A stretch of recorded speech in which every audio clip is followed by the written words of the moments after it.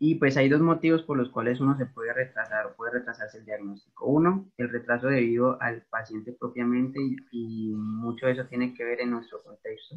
El analfabetismo, la vivencia en zona periférica o zona rural o el bajo nivel socioeconómico pues generan que estos pacientes muchas veces consulten tardíamente cuando ya pues el pronóstico es difícil de impactar a pesar de lo que nosotros podamos hacer.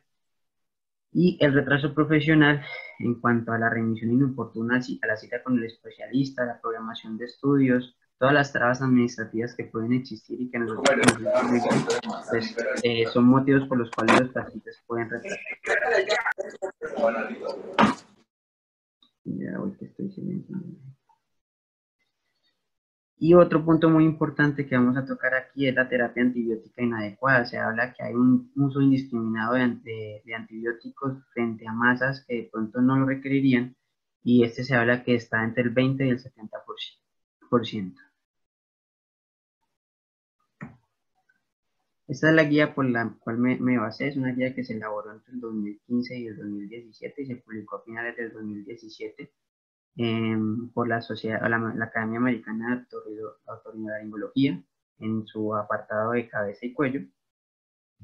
Es una guía que nace a partir de la necesidad de dar un enfoque adecuado tanto a médicos generales como a cirujanos, entendiendo por cirujanos a cirujanos generales, a otorrinolaringólogos, a cirujanos oncológicos, cirujanos de cabeza y cuello, eh, teniendo en cuenta también que la incidencia de tumores de cabeza y cuello, que viene siendo la sexta causa de tumores a nivel mundial, viene en aumento y esto se está dando más por el aumento en la incidencia de BPH asociado a estos tumores y que la primera manifestación de muchos de estos tumores es una lesión en el cuello.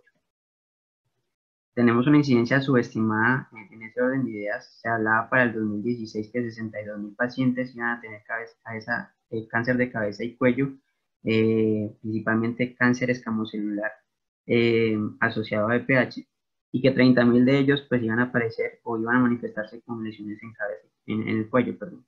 Y esto lo podemos ver en este estudio, pues son poquitos pacientes, pero más o menos para que vean que el primer síntoma o el síntoma más prevalente es los tumores de cuello.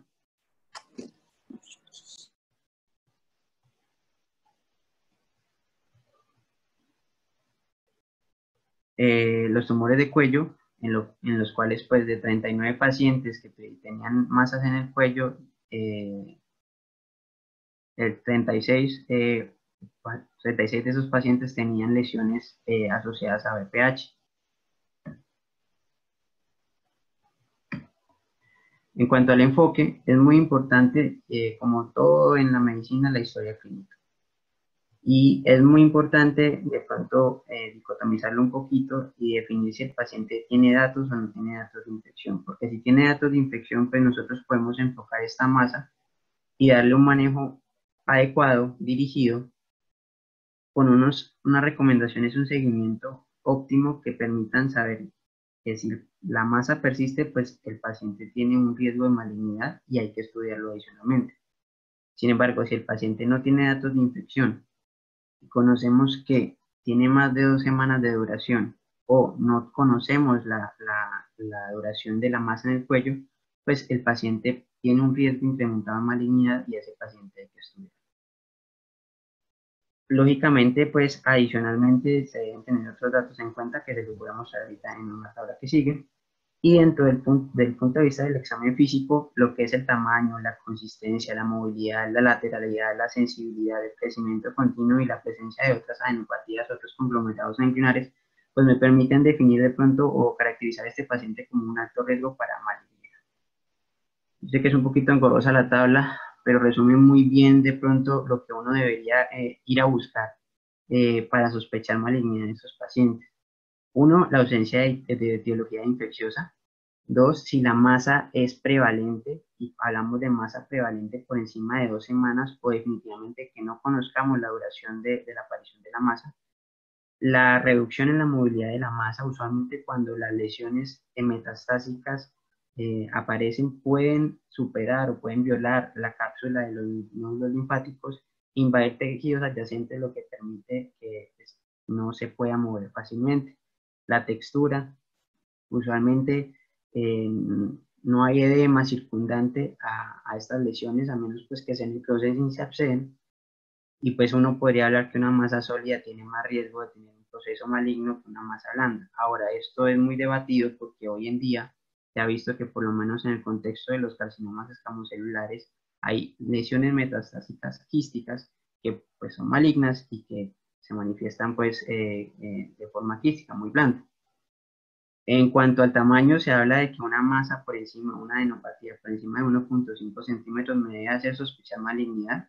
El número 1.5 centímetros es un número arbitrario y tiene más que ver con, digamos, el tamaño normal de las adenopatías más grandes en las cadenas ganglionares del cuello, de los nódulos linfáticos más grandes en las cadenas ganglionares del cuello, y esto tiene que ver con, sobre todo porque el nódulo linfático gástrico, que es el más grande, usualmente sus límites superiores son 1.5 centímetros. Por eso la guía nos habla de que debemos tenerlo como valor de referencia. La ulceración del tejido circundante o el tejido pues, que está encima de la masa, pues también nos habla de una etiología maligna, y eso tiene dos connotaciones. Uno, que sea una lesión metastásica o nódulo linfático que violó la cápsula, necrosó la piel y la ulceró. O dos, pues un tumor propiamente de piel que pues está ulcerado. Y dentro del examen físico dentro de la historia clínica del examen físico también es importante tener otros factores de riesgo que nos pueden hablar de malignidad. Pues el cáncer escamocelular de cabeza y cuello sobre todo está relacionado a pacientes mayores de 40 años, y entre más edad pues más relacionados van a estar, aunque esto usualmente se da asociado a los factores de riesgo crónicos que hemos siempre conocido para el carcinoma celular, como son el consumo o el abuso de tabaco y alcohol. Sin embargo, en el contexto de los pacientes con infecciones por VPH, usualmente las presentaciones son más tempranas. Dolor al tragar, me puede estar hablando de una ulceración en la mucosa, una masa. Disfagia, me puede estar hablando de una ulceración, masa o una disfunción del sistema aerodigestivo. La otalgia ipsilateral a la masa, pues me puede hablar de que hay una masa en faringe que está generando dolor o que está aumentando la probabilidad de que esos pacientes tengan otitis media. Eh, Úlceras visibles a nivel de la cavidad oral, dolorosas a la palpación o disminución de la movilidad de la lengua puede indicar pues algo de malignidad. Cambios en la voz, me puede hablar de procesos laríngeos o parafaringios. Pérdida de la audición, me puede estar hablando de también malignidad en nasofaringias. Obstrucciones nasales o epistaxis ipsilateral a la lesión, pues también pueden estar hablando de lesiones malignas en nasofaringe. Pérdida inexplicada de peso, sobre todo en el contexto de linfomas, y pues también hay que hablar de los síntomas de este tipo de pacientes. El paciente tiene sudoración nocturna o fiebres nocturnas. Perdón. La historia de tratamientos radioterapéuticos o de manejos oncológicos en cabeza y cuello, pues me debe aumentar la sospecha, porque puede ser que el paciente tenga una recidiva o tenga otro primario asociado. Usualmente las masas malignas no son dolorosas o no tienen sensibilidad, el paciente simplemente dice que le aparece un bulto, entonces pues me debe hacer pensar más una masa no sintomática en un proceso maligno, la simetría de la lengua y lesiones.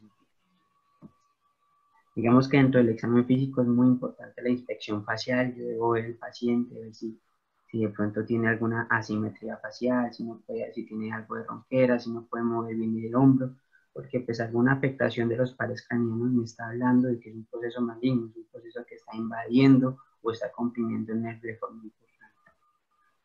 Muy importante la inspección del cuero cabelludo. Muchas veces pues no andamos en estos temas y he visto poco, de hecho en lo personal en mi práctica médico general pues, que no lo hice, y, y es muy importante frente a un proceso en cuello pues ir a buscar lesiones en el cuero cabelludo, ulceradas, pigmentadas, que nos puedan hablar de un carcinoma como celular, epidermoide o un melanoma.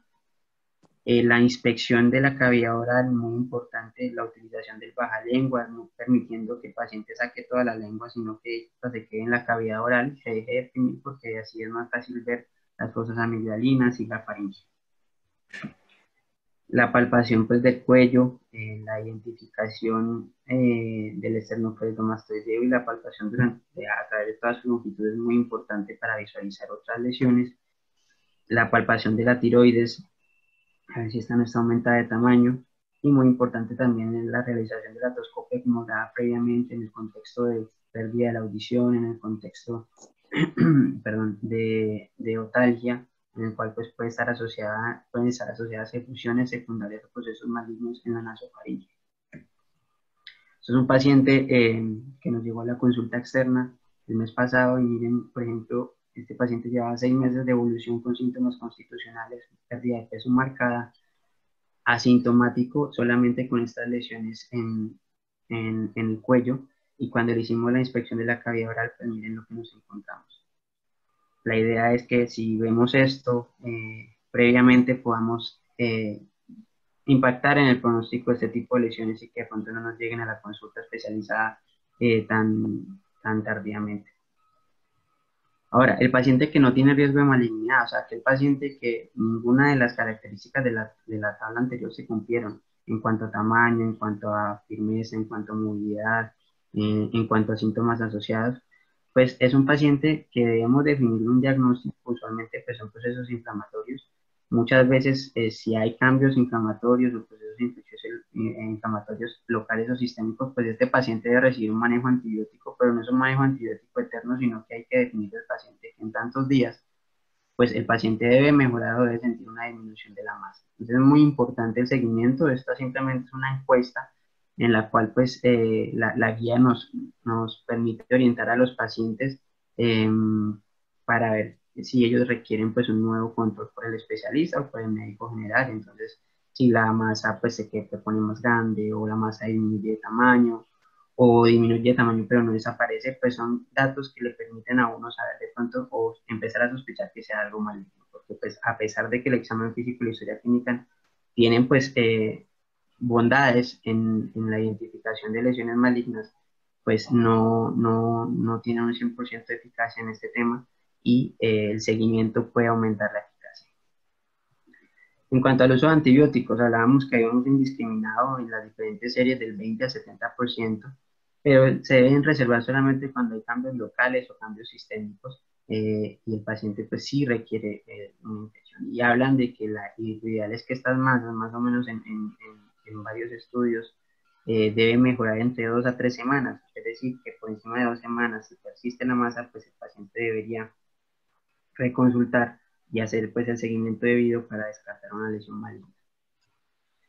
Y ya si el paciente tiene una sospecha de una malignidad por las características previamente mencionadas, pues el paciente debe ir a un examen físico especializado, o sea, debe ser remitido a un especialista en cabeza y cuello, o un cirujano oncólogo, o un otorrinolaringólogo. En este estudio, que más o menos fueron 230 pacientes, la lesión primaria se reconoció en un 70% solamente con la historia clínica del examen físico dirigido. Y estas son las características del examen físico dirigido que, pues, si me preguntan, son muy parecidas a lo que debe hacer el médico general en la atención primaria. Sin embargo, digamos que la experiencia del cirujano oncólogo o cirujano de cabeza y cuello pues, le permitirá de pronto identificar y realizarles,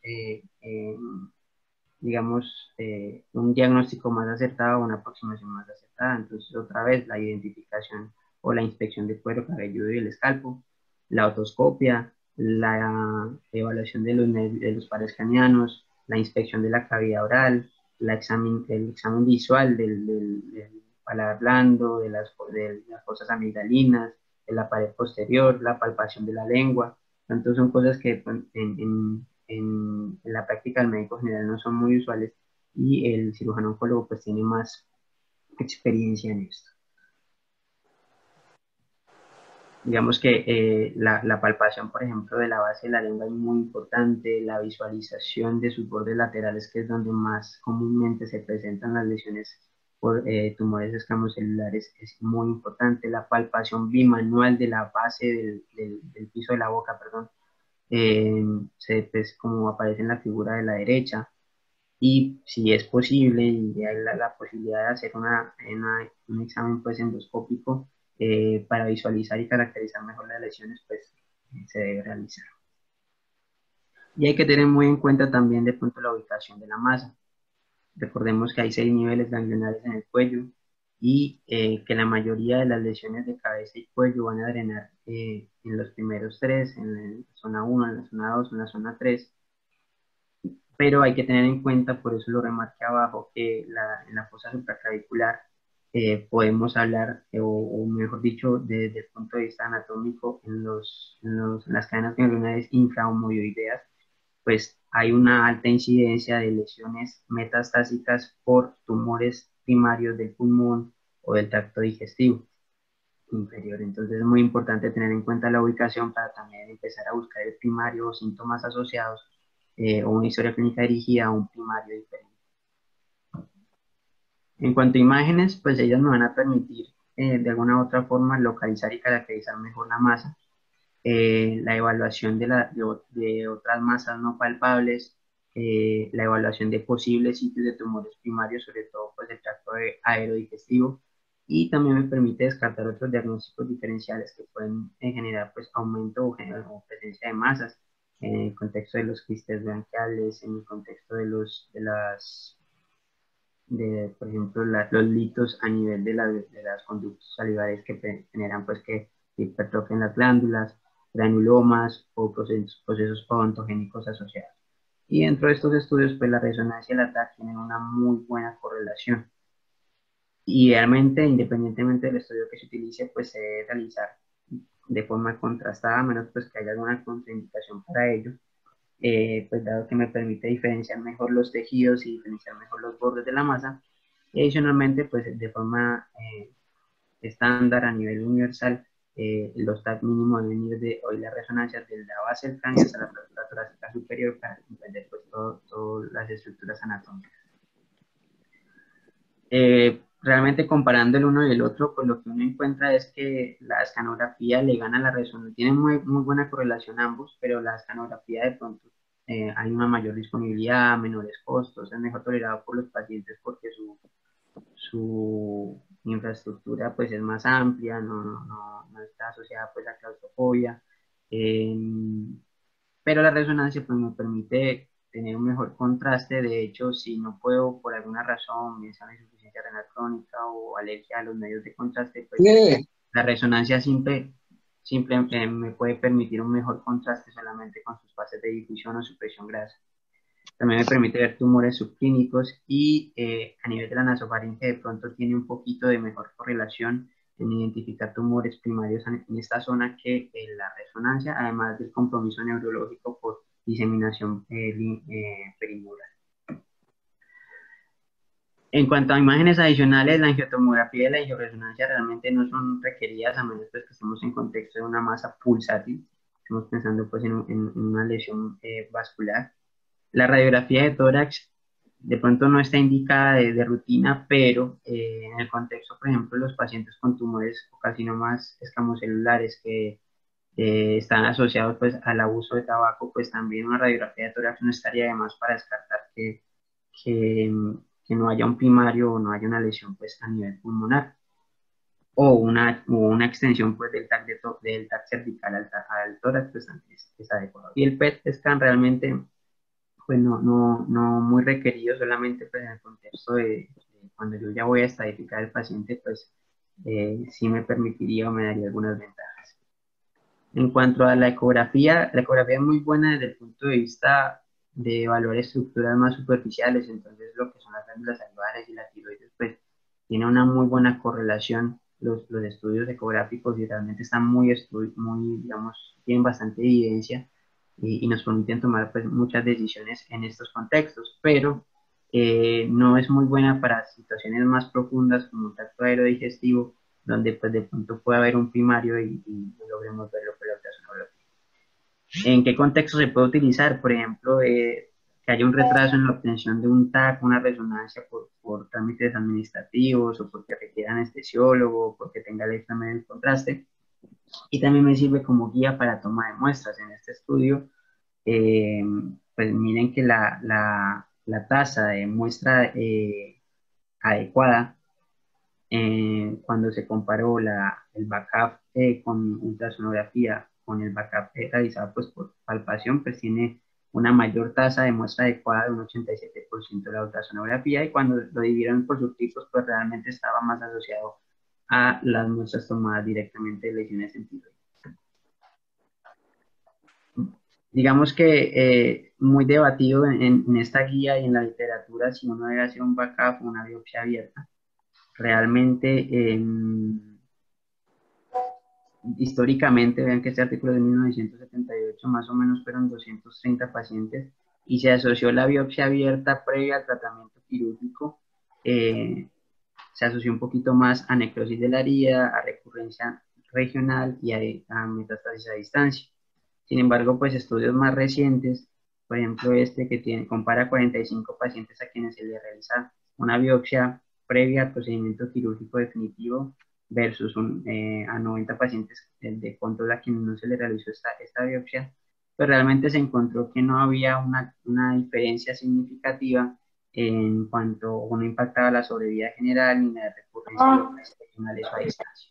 ah, Pero ya, sí, en 3 de estiramiento. los pacientes, en el 7%, sí se encontró que había lesiones malignas en la cicatriz quirúrgica. Entonces, de pronto ese es mi contexto de las biopsias abiertas. En cuanto al backup, pues el backup es seguro, es costo efectivo, sobre todo en el contexto de carcinoma escamocelular metastásico o el carcinoma de tiroides, tiene una precisión del 93%, una sensibilidad del 90%, o sea, tiene una baja tasa de falsos negativos, y esto le permite pues ganar terreno en este sentido. Sin embargo, la presencia, pues cuando hay tres posibilidades, definitivamente que me dé un diagnóstico, que la muestra sea indeterminada, y pues en ese caso una opción es repetir el backup o buscar otra forma de biopsiar la lesión, o puede ser insuficiente. Entonces hay que tener mucho cuidado en este contexto porque también habría que repetir, pero a veces nos llegan pacientes con lesiones en cuello y llegan con 3 4 backup, y definitivamente pues esta no va a ser la manera de diagnosticar o de orientar a estos pacientes.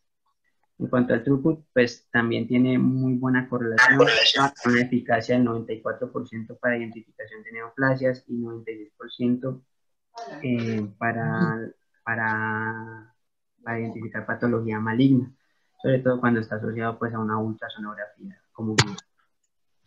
En cuanto a estudios adicionales, sí, definitivamente ni el examen, o sea, digamos, el examen físico de este paciente con una lesión, una masa en el cuello, me identificó un alto riesgo o un riesgo de malignidad importante, pero ni las imágenes ni la toma de muestras, digamos, fueron concluyentes.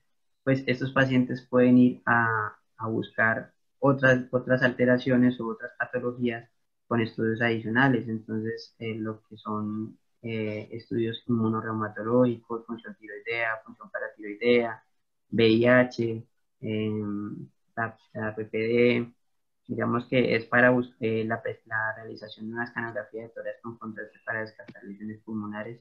Digamos que ahí ya en este contexto pues entraría, según el criterio del clínico y del cirujano, definir pues de dónde podría provenir esta masa. Y algo muy importante que agrega la guía es el examen bajo anestesia. Digamos que me permite puntualmente la evaluación del tracto aerodigestivo antes de realizar pues una biopsia abierta. Inclusive pues bajo anestesia puedo realizar en esa misma intervención la biopsia abierta, pero me va a permitir pues una palpación más profunda, identificación de lesiones a nivel del piso de la boca o en la parte posterior, interior posterior de la lengua o hacia la lengua. Me permite hacer una laringoscopia sin mayor dificultad, una nasofaringoscopia, una cefaloscopia, una broncoskopia. Y a manera pues de conclusiones, la mayoría de las masas en adultos en el cuello pues son de origen neoplásico. Ahí está por ahí leí en un artículo la ley del 80, el 80% de las masas se consideran neoplásicas, y de este 80%, pues el 80% de las mismas son de origen maligno. Entonces es importante una historia clínica, un examen físico dirigidos a determinar el riesgo de malignidad de estas lesiones para uno hacer un adecuado seguimiento en el contexto pues de lesiones tanto benignas como malignas o que se consideran inicialmente benignas. Aparte pues evitar el uso indiscriminado de antibióticos, solamente reservarlos para aquellos pacientes que tienen cambios inflamatorios, o que tienen alteraciones o inflamación sistémica, pues la escanografía con contraste pues es el estudio a solicitar inicialmente cuando empiezo a comparar pues imágenes. Realmente entre la resonancia y la escanografía, pues la escanografía de pronto tiene más disponibilidad y me arroja unos datos muy similares a la resonancia. Y pues idealmente es realizar la realización de un backup, es lo que nos recomienda la guía. Este es el algoritmo en el cual la guía se basa. Si tenemos pues signos o síntomas de infección bacteriana, pues el paciente debe ir a una terapia antibiótica, y si el paciente pues se resuelve su proceso, pues dejamos ahí. Pero si el paciente no resuelve su proceso o no tiene signos o síntomas de infección bacteriana, pues hay que definir si el paciente tiene hallazgos que nos permitan sospechar o tener un riesgo incrementado de malignidad. Lo tienen arriba a la derecha, lo que hablábamos del consumo de alcohol, tabaco, otros síntomas asociados o edad mayor de 40 años. Si definitivamente en ese contexto, con una masa mayor a 2 semanas, con una masa que mide más de 1,5 centímetros o que tiene hallazgos en la historia clínica o el examen físico que me hagan sospechar malignidad, pues este paciente primero debe ser educado. Recordemos que una de las partes más importantes en el contexto de evaluar estos pacientes es tratar de disminuir la ansiedad que genera tener una masa, y entonces educar al paciente para que entienda cuál es el significado de lo que usted está haciendo, de lo que usted le va a solicitar, y ya remitirlo pues a un especialista para que éste haga un examen físico, una historia clínica detallada, y a partir de eso pues el quirúrgico va a estar, va a tener la potestad de definir cuál es su criterio, si el paciente pues inicialmente puede realizarse una biopsia con eso es suficiente o requiere pues una imagen asociada. Si a partir de esto el diagnóstico es obtenido, pues hay que manejar el diagnóstico, y si definitivamente no, o si la masa es quística, pues idealmente es definir el diagnóstico del paciente y no asumir nunca que no es maligna hasta que no tenga pues mucha claridad con respecto al tema. Entonces, a partir de eso, pues los exámenes adicionales que hablábamos, inmunorreumatológicos, infecciosos, o búsqueda de primarios en otras partes del cuerpo, pues son necesarios. Muchas gracias.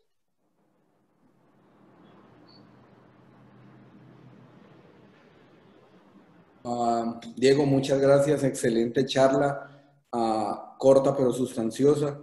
Creo que eso era lo que pues, queríamos ofrecerle a todo el mundo, digamos, revisar como básicamente la guía sobre lo que hacer. Sin embargo, pues aquí hay muchos cirujanos y pues todos recibimos solicitudes de biopsias, sobre todo los hematólogos, donde dicen que un backup no les sirve, por ejemplo, para diagnosticar, por ejemplo, un linfoma. Y recordemos que la mayoría de los ganglios linfáticos a nivel del cuello, pues cuando son adenopatías o conglomerados ganglionares, pues su centro está necrótico. Digamos que la biopsia con BACAF o con Trucut es complicado. Digamos que probablemente sí con la aspiración con el BACAF o con el Trucut nos va a permitir realizar un diagnóstico, pero digamos que la mayoría de ellos quieren realizar la inmunistoquímica, y la cantidad de tejido que se extrae en este tipo de test diagnóstico pues es muy poco. Entonces quería escuchar la opinión de algunos de las personas que están en el chat, a ver qué opinan. Alden, buenos días. Hola, profe, buenos días, ¿cómo está? A ver, yo quiero opinar de esto. A ver, yo creo que algo importante que no solamente en las masas en cuello, sino en toda la medicina y la cirugía, es que la historia clínica y el examen físico, más la historia clínica y la racionalidad que uno tiene en la combinación de todos estos datos, más o menos, según el teorema de Bayes, usted tiene una probabilidad empírica alta de que el paciente va a tener algo. Y específicamente en cabeza y cuello, la anatomía lo orienta grandemente hacia la naturaleza de la masa que yo voy a diagnosticar. Si está en la línea media, si está en el nivel 2, si es un quiste branquial, si es joven, si tiene fiebre, si ha perdido peso. Todo eso te da una probabilidad empírica mayor, 50, 60, 70, y uno ya dice, no, yo tengo un quiste branquial, pues le hago un eco. Yo no me voy a poner a pedirle una resonancia. Aquí es donde está la experiencia y el expertismo, digamos, de los que ven o de los que nos toca ver muchas de estas patologías. Si yo tengo una en la línea media, pues voy a dar un ejemplo, pues tiroides, pues le meto una aguja o le hago un eco y miro el T-RAX y entonces ya con eso tengo. Aquí, vuelvo y digo, la racionalidad lo lleva a uno a tener una probabilidad empírica de un diagnóstico. Si yo tengo una probabilidad empírica de tener un linfoma, estoy completamente de acuerdo que un BACAF no le va a dar, un TrueCut no le va a dar, entonces allí yo no tengo nada más que hacer que sacar un ganglio. Aquí vengo y defino si lo hago abierto o lo hago TrueCut. La idea es sacarlo abierto, completo, el ganglio, y esto no lo hace. El TrueCut, por las razones que dijiste, Alden, de necrosis, de el tamaño de la masa para un TrueCut ideal tiene que ser mayor de 2 centímetros, porque si es menor de 2 centímetros, el TrueCut no hace daño más que hacer diagnóstico. Entonces, pues miren, el llamado es a qué? A tener una gran probabilidad empírica de tener un diagnóstico que en cabeza y cuello hay una, digamos, hay estereotipia. Yo tengo una masa en el nivel 2, la tengo supraclavicular, pues busque el tumor debajo de la clavícula, etcétera, etcétera. Es decir, uno ya se familiariza con esto y casi que llega a una probabilidad empírica alta y se orienta con un examen. Los estudios deben ser secuenciales, no en paralelo para no hacer gastos. Yo veo que piden nasolaringoscopia a un paciente, broncoscopia y biopsia del ganglio. Pues no, porque si eso no es un tumor, la mayoría de las masas en el cuello, por probabilidad empírica, son benignas. Uno no va a pedir tantas cosas en paralelo, pues las va pidiendo secuencialmente y va racionalizando costos y va racionalizando biopsias. Yo creo que ese es como el llamado, tener una orientación previa a todo esto, hacer una impresión diagnóstica clara que lo lleve a uno a un examen o a una biopsia incisional, a una biopsia excisional si estoy pensando en un linfoma.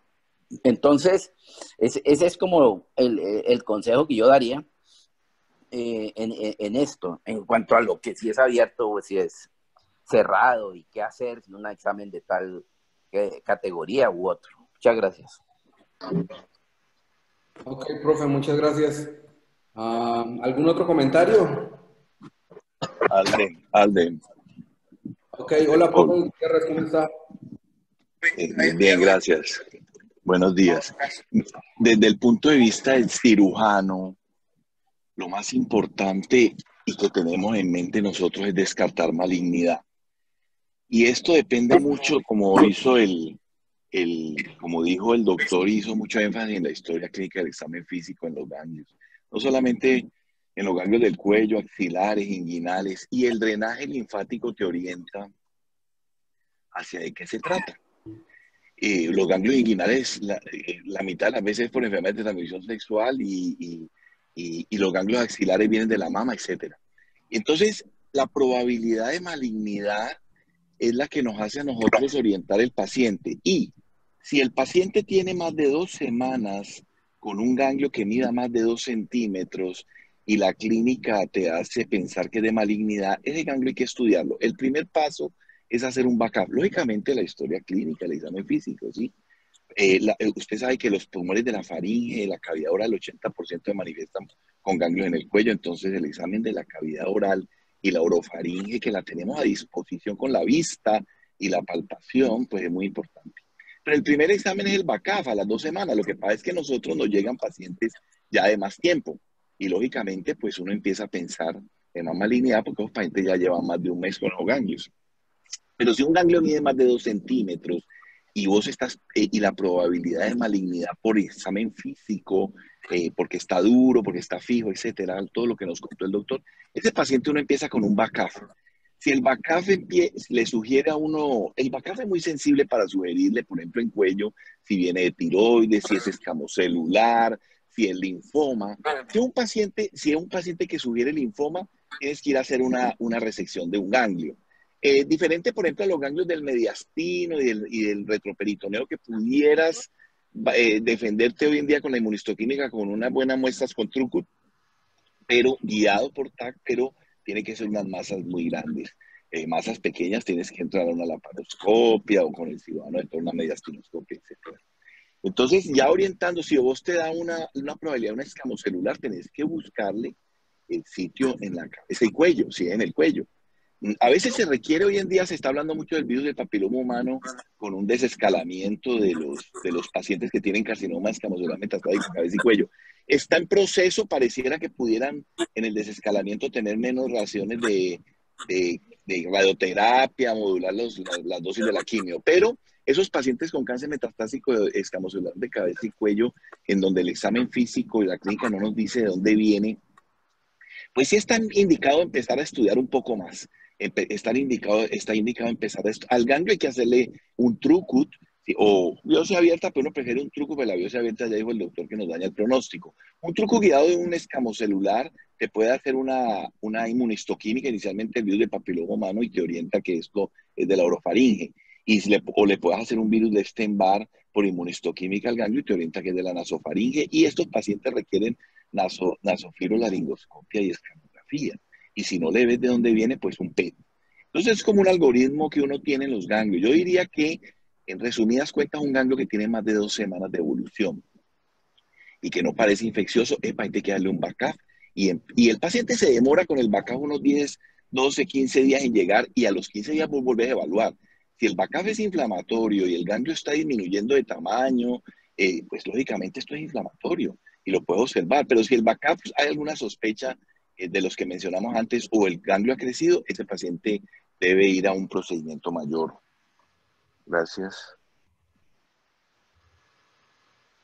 Ok, profe, muchas gracias. ¿Algún otro aporte? O si no, para responder al doctor Cárdenas y a la doctora Gutiérrez. Dice el doctor Cárdenas, pregunta, dice, ¿en promedio da la prevalencia de TBC sería por rutina HB y PPD? Pues en los desarrollados no lo ven tanto. Profe, yo creería que, pues, dependiendo de la historia clínica del paciente, así mismo nos guiaríamos. Si tenemos a un paciente que sospechamos una tuberculosis, pues sí, y si tuviéramos un HIV, un paciente pues con pérdida de peso o alguna otra cosa, pues o pensaríamos en un linfoma o en un HIV. No es tan común, no es tan frecuente, pero es una posibilidad.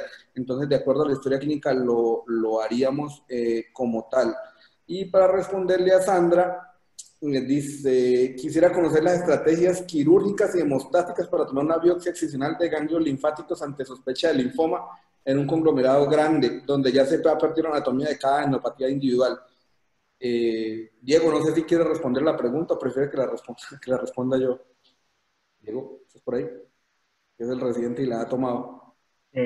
Pues, profe, pues más que estrategias hemostáticas, pues sí, lógicamente en este tipo de pacientes, cuando hay conglomerados muy grandes, pues la pérdida de la anatomía es una situación importante. De hecho, eso es una de las causas por las cuales la biopsia abierta muchas veces en algunos centros se difiere y se empieza, pues como decía el doctor Gutiérrez, por otros estudios.